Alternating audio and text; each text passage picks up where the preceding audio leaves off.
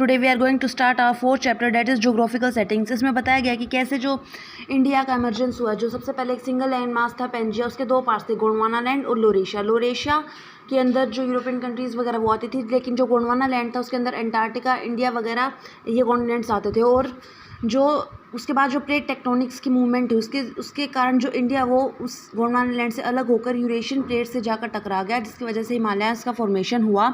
और आज हम देखते हैं कि इंडिया एक largest country, 7th largest country है, जिसके जो स्टेट्स हैं वो भी काफ़ी यूरोपियन कंट्री से काफ़ी बड़े हैं। हम देखते हैं कि इंडिया के अंदर इसमें आगे बताया गया है कि इंडिया के अंदर मानसून का क्या रोल है। इंडिया के अंदर मानसून काफ़ी अच्छा रोल प्ले करता है।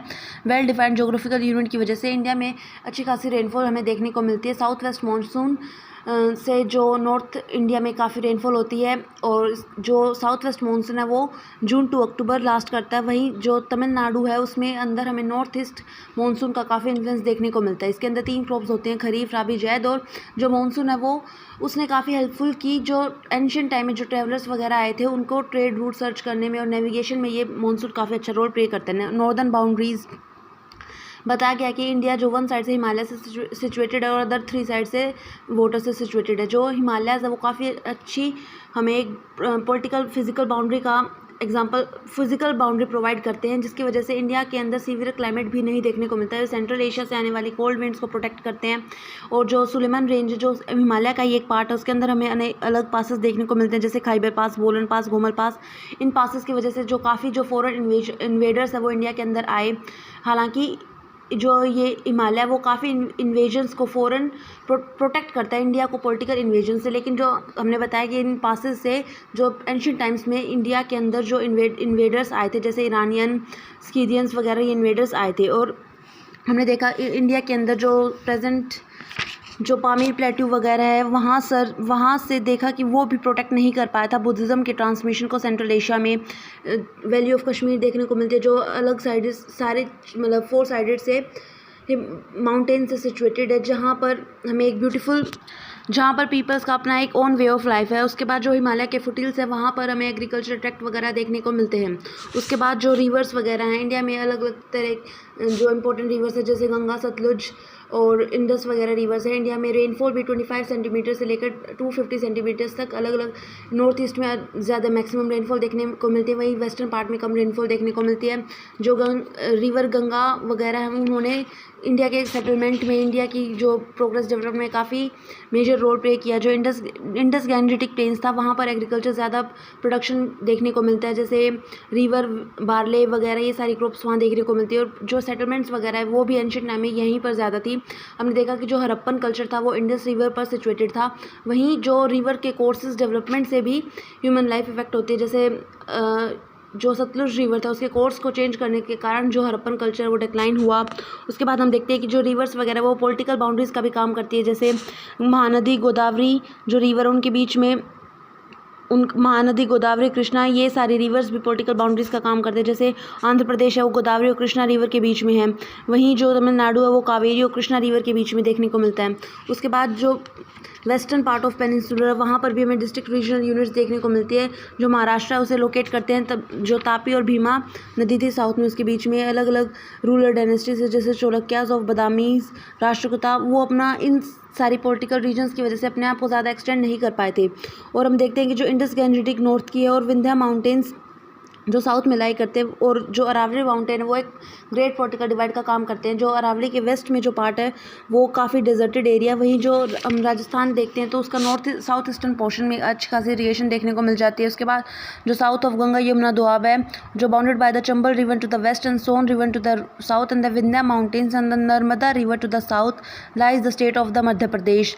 और इसी प्रकार जो ईस्टर्न पार्ट है वो mostly covered by the Vindhyas became historical important in the Gupta times. जो शाकाज और सतवानास थे वो भी दे for the possession of the key area in the first and second century and the Marathas and the Rajput in the 8th century. Natural frontiers and the culture contract, इसमें हमने देखने को मिला कि कैसे इसमें भी वही सेम चीज़ बताई गई कि कैसे जो अरावली के साउथ में वो द्रविड़ लैंग्वेज पर ज़्यादा फोकस करते हैं, संस्कृत एक पैन इंडिया लैंग्वेज थी, और कैसे हम देखते हैं कि जो विंध्यास वगैरह वो इनसरमाउंटेबल बैरियर को नहीं दे पाए, मतलब इनसरमाउंटेबल बैरियर नहीं था, फिर भी इंटरमिंगल होता रहा कल्चर्स के बीच में, अलग अलग तरीके के हमें मिनरल सोर्सेज वगैरह देखने को मिले, वो बर्न ब्रिक्स का इस्तेमाल करते थे, कॉपर माइंस वगैरह देखने को मिली, जो प्रेजेंट छोटा नागपुर प्लेटू में अब माइंस देखने थे। उससे पहले जो एंशियंट टाइम्स में खेतरी माइंस काफ़ी इंपॉर्टेंट थी। खेतरी माइंस में हमें जो राजस्थान वगैरह में इसके अंदर प्योरिटी यूटेंसिल्स वगैरह भी देखने को मिले, उसके कॉपर के, जो मतलब हम बोल सकते हैं कि इंडिया में ब्रॉन्ज एज काफ़ी हद तक डेवलप नहीं हुई थी, बिकॉज टिन वगैरह का सोर्स इंडिया में नहीं देखा नहीं मिलते हैं।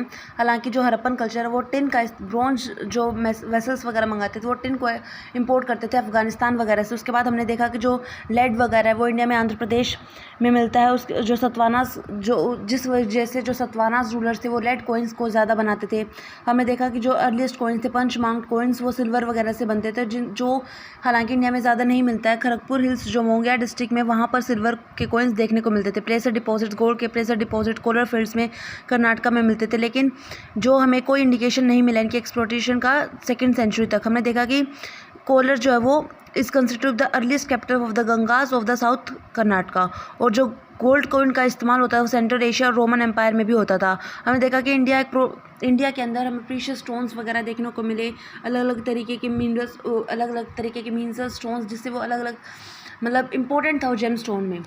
और वहीं अगला चैप्टर है उसमें इकोलॉजी और इन्वायरमेंट के ऊपर है, जिसमें बताया गया है कि कैसे जो इकोलॉजी वो पहले उससे हम बॉटनी के साथ ही पढ़ते थे, लेकिन उसके बाद वो 1869 में उसे एक अलग सब्जेक्ट बना दिया गया, और कैसे जो ह्यूमन है वो उसकी जो एडवांसेस और उसकी डेवलपमेंट्स है वो इकोलॉजी से रिलेट करती है, कैसे जो इन्वायरमेंट है वो ह्यूमन सेटलमेंट्स को इफेक्ट करती है। बिकॉज जो हमने देखा कि सेंट्रल एशिया में काफ़ी ठंड होने के कारण जो लोग हैं वो माइग्रेट कर गए और इंडिया की तरफ आने लगे। सराउंडिंग्स एंड सेटलमेंट्स में इसमें बताया गया कि जो अलग अलग सेटलमेंट्स हैं, अलग अलग जगह पर हमें अलग अलग टाइप की सोइल्स वगैरह देखने को मिलती थी, और उन्हें हमने देखा गया कि कैसे जो लोग हैं वो मतलब एग्रीकल्चर वगैरह के लिए फॉरेस्ट का डिफॉरेस्टेशन वगैरह करते थे, आयरन टूल्स का इस्तेमाल करते थे ब्लैक सोइल एल्वियल सोइल में प्लोइंग वगैरह के लिए। और उसके बाद जो चेंजेस आए मॉडर्न टाइम्स में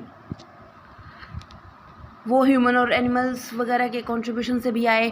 जो हमने देखा कि जहाँ पर अच्छी क्लाइमेटिक कंडीशन, रिवर लेक्स वगैरह होती थी वहाँ पर लोग सेटल करते थे, वहीं दूसरी तरफ जहाँ हार्श कंडीशंस होती थी, वहाँ क्लाइमेट जहाँ बेकार होता था वहाँ पर लोग सेटलमेंट नहीं देखने को मिलते थे। और जो रिवर के कोर्सेज वगैरह वो भी उनकी सेटलमेंट को इफेक्ट करते थे। जैसे हमने देखा कि हड़प्पन कल्चर में रेनफॉल एंड ह्यूमन एफर्ट, हमने देखा कि जो रेन वगैरह है हड़प्पन कल्चर में जो हड़प्पन कल्चर था वो found in arid and semi arid zone, this is contribute to the good rainfall. Scientist speak of adequate rainfall in the Harappan culture. हमने देखा कि जो प्लांट्स और एनिमल्स वगैरह हैं वो महाराष्ट्र में देखने को मिलते थे एरिड रीजन्स में। रेनफॉल पैटर्न चेंज हुआ, उन्होंने ह्यूमन सोसाइटी को एग्रीकल्चर परस्यू करने में, सेटलमेंट्स में काफ़ी हेल्पफुल रहा। और हमने देखा कि जो कुछ रिचुअल्स वगैरह थे रेनी सीज़न के, जैसे मैरिज वगैरह परफॉर्म नहीं होती थी रेनी सीज़न में, और जो इंस्टीट्यूशंस वगैरह काफ़ी बंद रहते थे।